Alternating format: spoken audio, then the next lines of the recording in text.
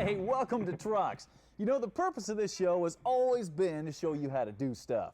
You know, the tools and techniques it takes to hand build something of your very own. But every once in a while, the time comes to put the tools down and see just exactly what it is that you've created.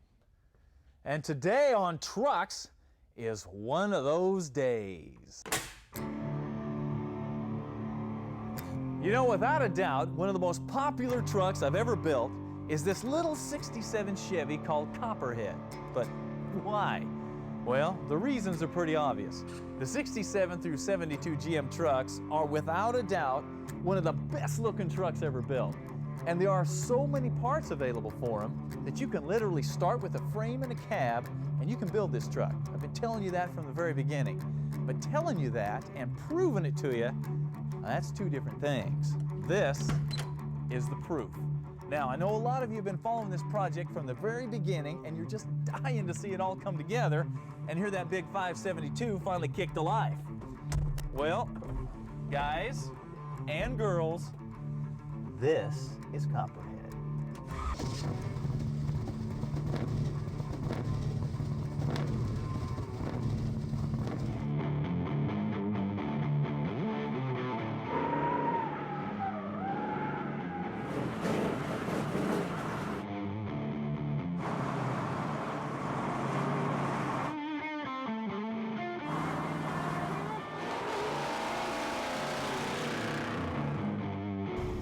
Starting at the very bottom, the frame and the chassis were the first two things to be brought back to life with all new components. What I'm starting with is literally a 67 cab, a frame, and of course a title. You gotta have a title. You don't have a truck without that. Remember, by breaking your big project into smaller sub-projects, you not only keep everything more organized, but you're also able to keep the project moving along and give you a sense of accomplishment.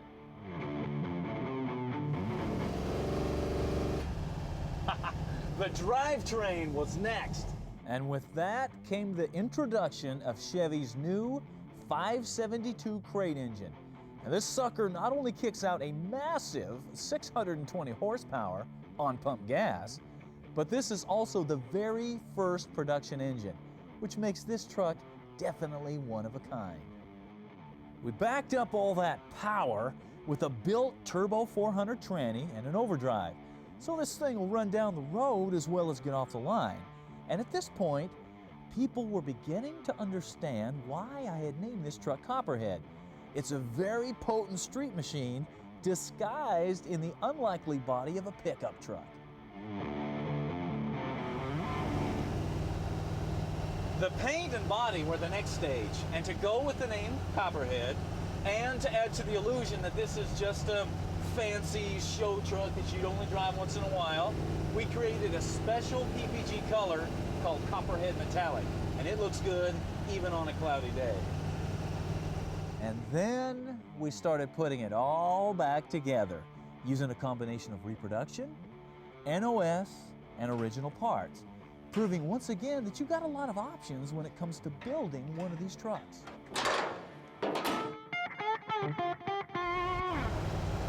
The interior. That is a whole step in itself. And once again, with these body style trucks, you have a tremendous amount of choices. From bone stock to full-on custom. And the only limit is your imagination and, of course, your budget. Yeah, easier said than done. Don't underestimate this step. This is where most people get discouraged and give up, usually because of bad planning or unforeseen problems that they weren't prepared for.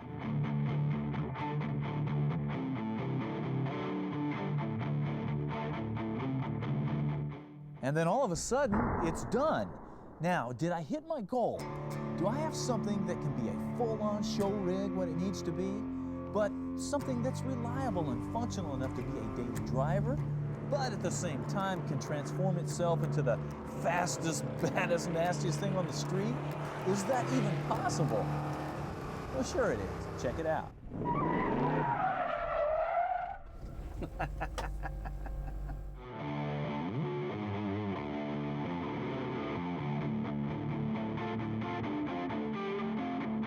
The first stop for Copperhead upon completion was not just any old car show.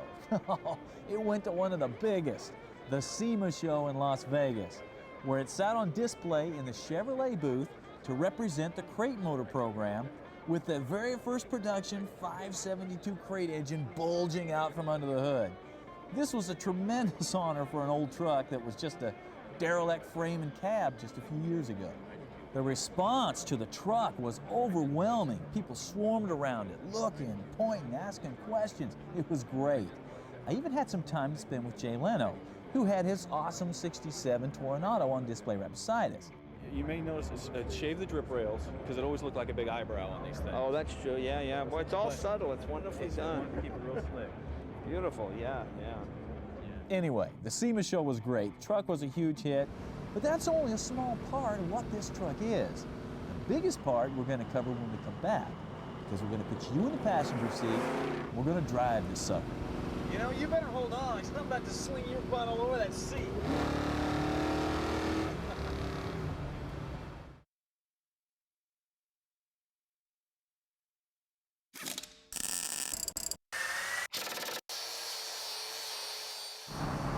Welcome back to Trucks and the Copperhead Payoff.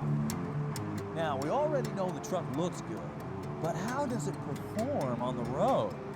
Well, that is what we are going to find out.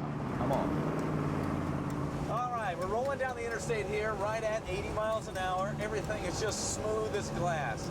This thing feels like a new truck, which I guess it is.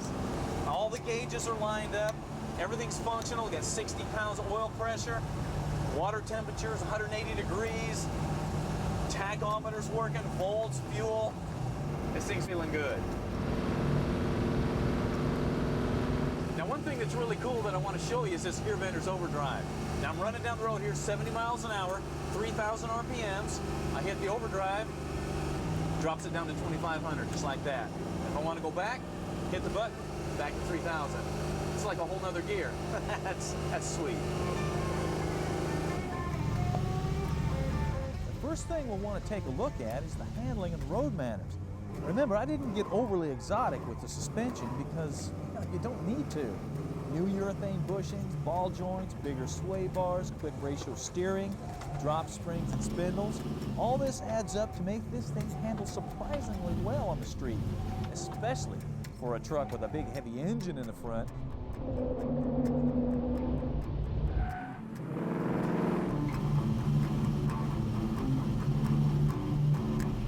Big old heavy truck. Let's see what you can do here. However, if you start to push this thing on a road course, you'll get the typical understeer entering a curve. But a quick blip of the throttle will bring that rear end right out from under you with oversteer, which would make this truck a handful on a slick or gravel road. But it is a lot of fun on a road course. I tell you what, this quick ratio steering is nice. Even if you're building a truck just to be a street driver, you need to have quick ratio steering.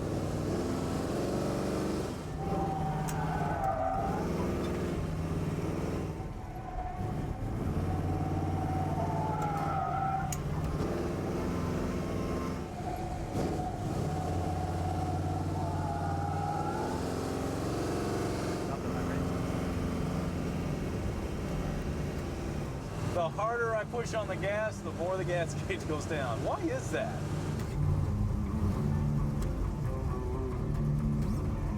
Of course, if you want to play, you gotta pay. Yeah, Scott lost the toss on this one. How's it going, Scott? I gotta watch you, man.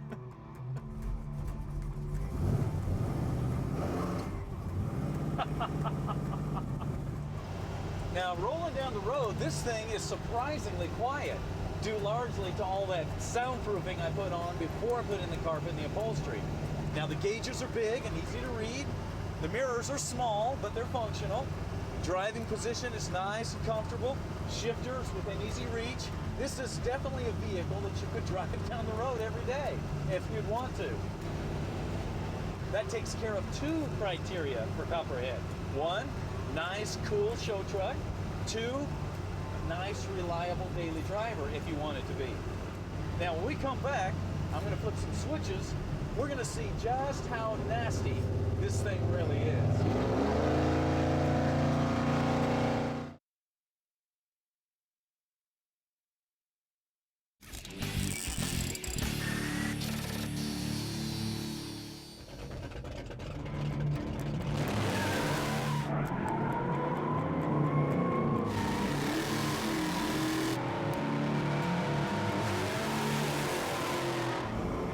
This is awesome. Welcome back to the Copperhead Payoff.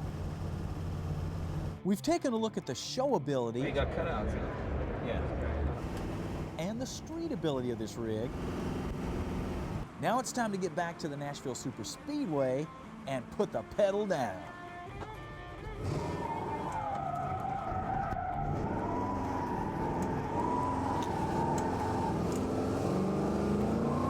In the quest to see just how sharp this thing will turn, I found it'll actually turn in its own radius, but not using the steering wheel, just the throttle, which leads us to the conclusion. If you're into drifting, you need to build a truck, because nothing will hang the rear out like a truck.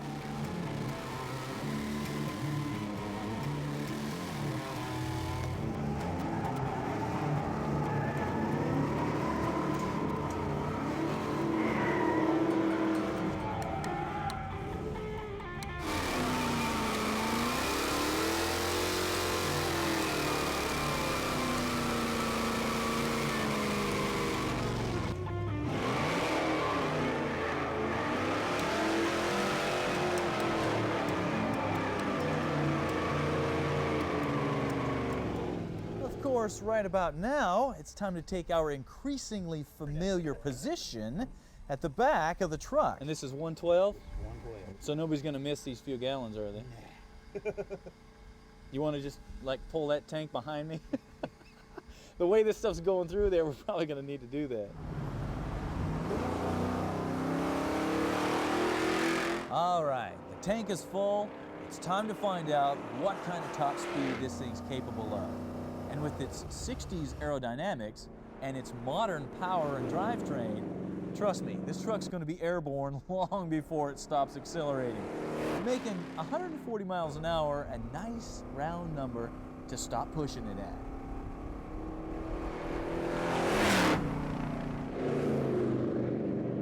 Well, at this point, it's time to stop fooling around and see what this thing will do off the line, with or without slicks.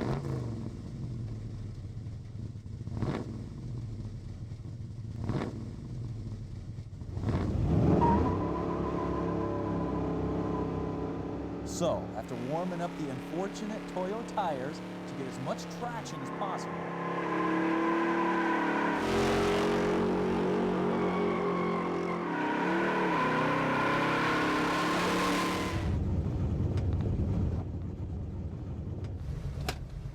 I'll uncork the headers and turn this sucker loose. Here we go.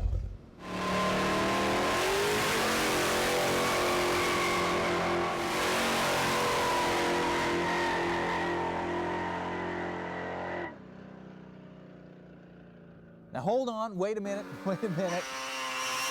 I'm not really sure you understand what you just saw. Those black marks are over 300 feet long and it was still spinning. It hadn't hooked up yet. Finally, at about 70 miles an hour with the rear end whipping back and forth, I finally lifted the throttle enough to let it hook up. And guys, that was without the nitrous. Amazing. Here, watch it again.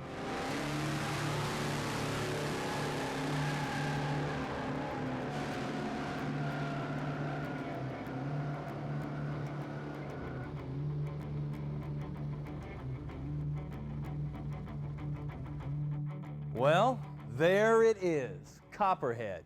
Now this is the best part about this whole deal. We put 250 miles on this thing in 2 days, drove it to the track, flogged the wee out of it, and then drove it back in the dark. No breakdowns, no leaks, no problems. Everything worked exactly like it should. And that is what you want. That's where all the time that you've spent working on the details, making sure they were right, really pays off. Because you don't want breakdowns and problems when it's time to go have fun. Now, a lot of you may be thinking, well, that's great for you, but I can't build a truck like this. Yes, you can. That's the whole point here. You can build your own version of this truck to your skill level and your budget. Man, put a small block in it or keep the stock interior or the stock brakes. Just build something and make it yours. And that brings up one final point I want to make. You're not going to build a truck like this in 6 weeks. You're not going to build it in 6 months. Heck, you're not going to build it in a year. The average gearhead spends 4 years working on this project. So don't get discouraged, because one day it will be time to turn the key and drive out of the garage. And at that point, I have got 2 requests of you. Number 1, that you drive it like you stole it. And number 2, if you ever pull up beside me, you better be ready to run it.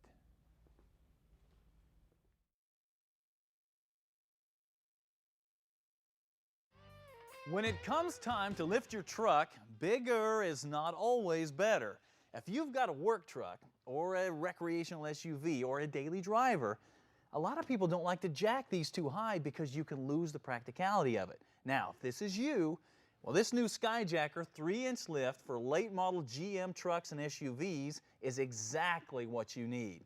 It's a very simple kit, got new knuckles, brackets, cross members, hardware to not only lift the vehicle 3 inches, but it also gives you better control and stability than your stock suspension. And you can fit a 33-inch tall tire here. So if you need a little bit more to get through that old mud hole, or if you're more into the bling bling thing with your SUV, Skyjacker had you in mind when they built this.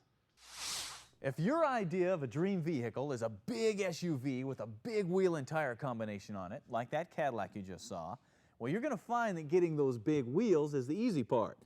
Finding a set of tires to fit, that's a little tougher. That is where Nitto has got you covered with what they call the 420S. Now, this is a cool-looking, high-performance street radial that has a non-directional pattern, so it's going to look good no matter where you mount it on the truck. You can also get these for up to a 24-inch rim. Now, guys, if you need a bigger rim than that, you might want to check into some wagon wheels, which I'm sure Nitto will build some tires for if you can figure out a way to bolt them on.